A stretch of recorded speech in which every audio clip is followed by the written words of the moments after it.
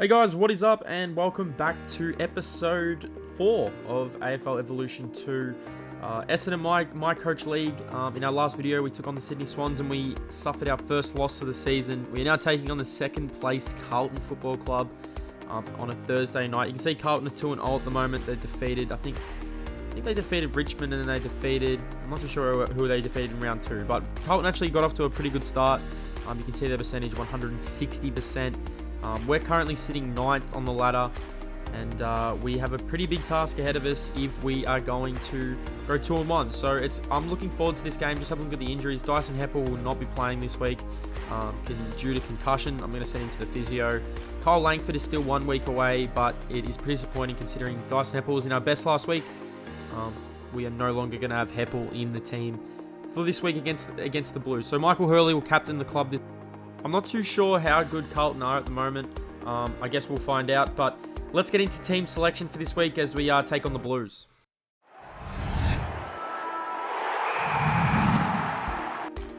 So in comes Devon Smith for his first game of the season. Just the one change. Dyson Heppel goes out with concussion.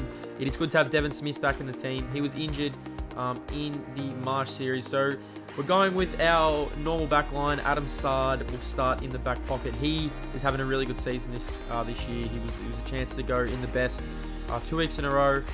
Patrick Ambrose played really well in round 2. He did miss round 1. Connor McKenna on the half-back flank. Michael Hurley, centre half-back.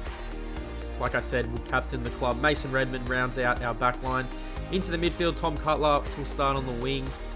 I'm persisting with Andy McGrath in the midfield. Darcy Parish will be on the other wing.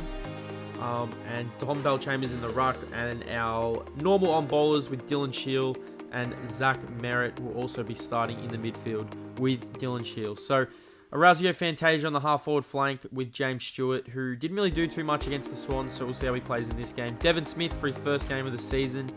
Anthony McDonald, Tip and Woody. Joe Danaher at full forward, and rounding out the forwards are Jakey Stringer's been in pretty good form this season as we round out the bench in Aaron Francis, Mac Wolfie, David Zaharakis, and Jacob Townsend. Let's get into the clash.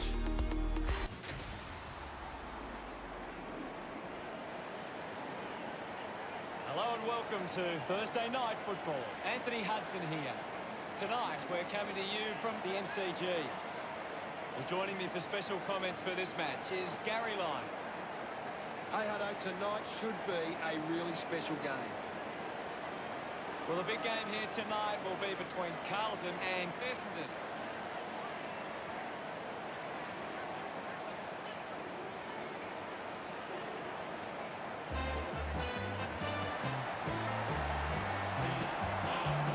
Essendon fans making some noise as they step onto the field. The banners look great as the players get set to run through them.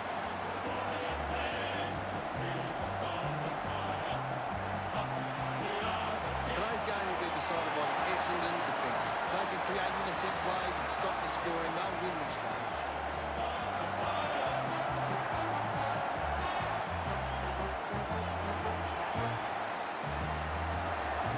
The home side make their way onto the field. The cheer squad's hard work is paying off. The banners are looking great.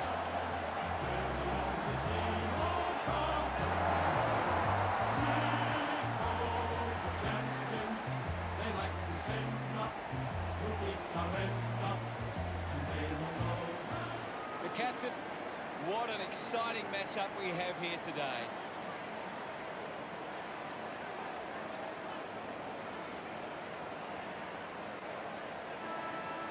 So we're ready to get this game underway, and off the bat, Jack Martin takes an absolute hanger. Not the start we wanted. Carlton are actually really good early on. You see they kicked the first goal through Jack Noons. They really did apply the pressure. It took me maybe 7-8 minutes just to get back into the swing of things of AFL Evo. The kick went inside. Devon Smith, in his first game back, has a chance to kick our first goal of the game. What a return it would be if Devon Smith could come back. He missed the first 2 weeks. It is good to have him back. He's such a good player, Devon Smith. First shot on goal, it just hangs out right, and he misses. So we get our first score of the game though, 1-8 to 1 behind.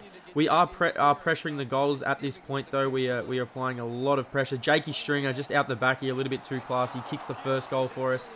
1-17 to 1-8. Jake Stringer had probably the best first quarter that I've had with the player. He had a best quarter that I've had with the player all season. Jakey Stringer again on the opposite foot, left-footed. Why not? Kicks his second goal of the opening term. He was everywhere in the first quarter.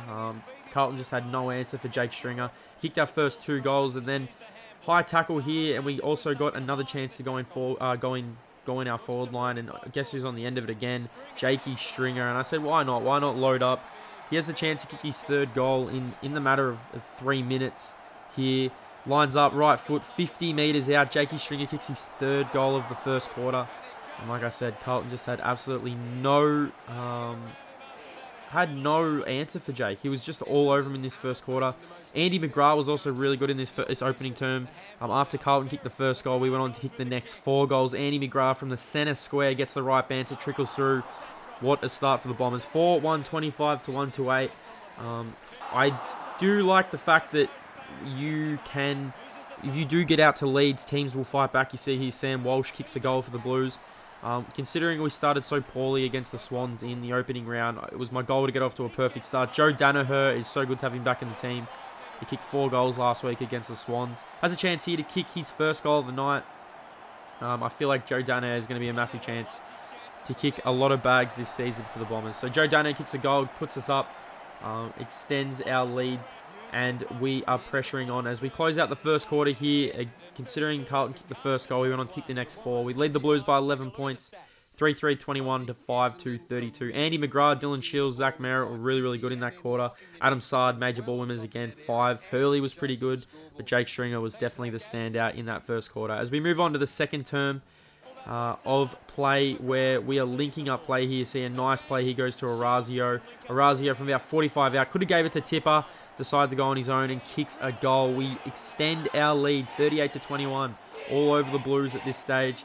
But the Blues definitely fought back. You see Jack Silvani has a shot. He ends up missing. But we definitely applied the pressure in this second quarter. This is where we extended our lead.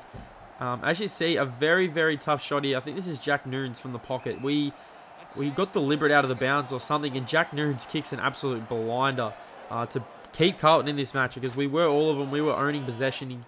Jack Noons had 2 goals up to this point. Tipper Woody here has a chance to extend our lead. Nothing between him and the goals. I should have just run in and kept running. I didn't. He tries to dribble it through, and it goes through for a behind. So pretty poor miss here from AMT.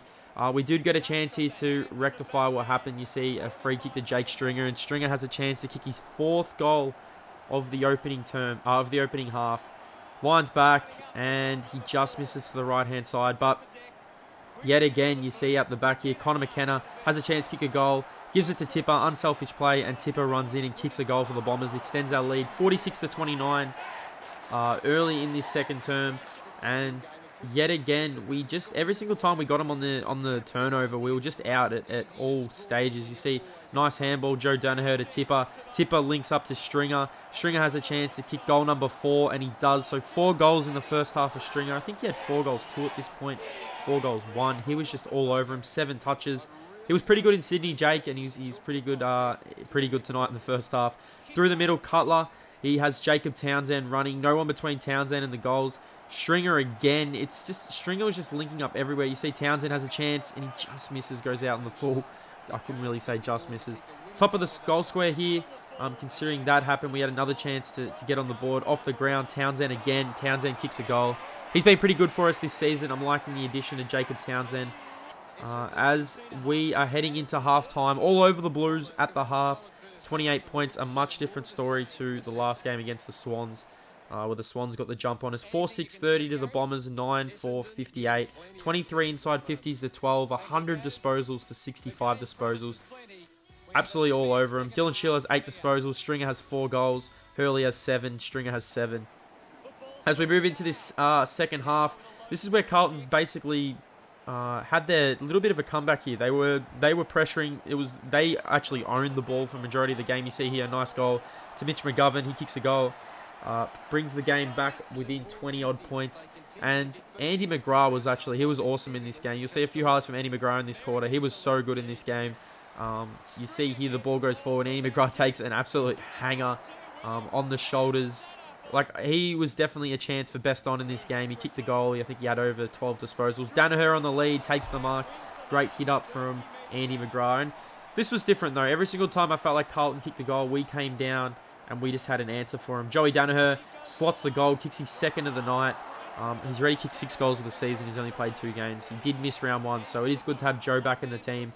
We are just pressuring him here. James Stewart didn't really do much to it. Didn't really do a hell of a lot in this game, but that is a nice goal from James Stewart. Kicks a goal, extends our lead 70-37 late in this third term. But the Blues had an answer. They came down. They made things a little bit interesting. See off the ground, Jack Martin, who took a hanger in the first few seconds of the game, kicks a goal for the Blues to give them a little bit of hope. Paddy Ambrose was giving us a little touch-up in the ruck here. He also has a chance to kick a goal, just misses to the left-hand side. And Paddy Ambrose was actually pretty good in this game. As we move on to the fourth quarter here, Carlton really started to get going in this last term. They made the score look a little bit more respectful.